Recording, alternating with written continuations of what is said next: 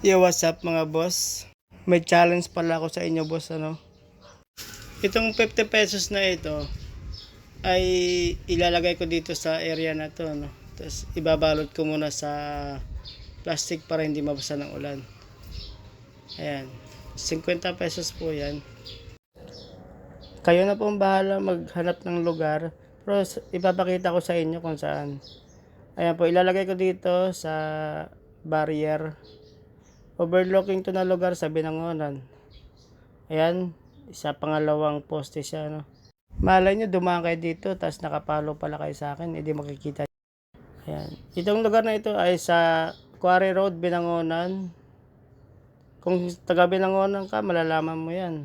Kaya taga mga Binangonan, mag-follow na kayo sa akin. Andiyan pala yung yung overlooking dito. Yan yung overlooking niya. Papuntang to na lugar mahabang parang. Ayan, diyan ko sa nilagay. So alam nyo na, no, sa pangalawang poste. Sa kabilang dako naman, pag masama ang panahon, nagpapag dito dahil mataas ang lugar na to.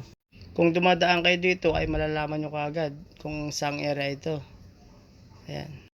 So yun mga boss, huwag nyo kalimutan mag-follow, share, and comments. Magpa-follow sa akin, salamat, at sana masubaybayan yung aking vlog. Pag nag-follow kayo, maraming salamat.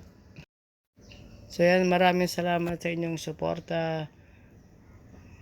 Pwede nyo tapusin ang video na to para makakita nyo talaga kung saan nakalagay.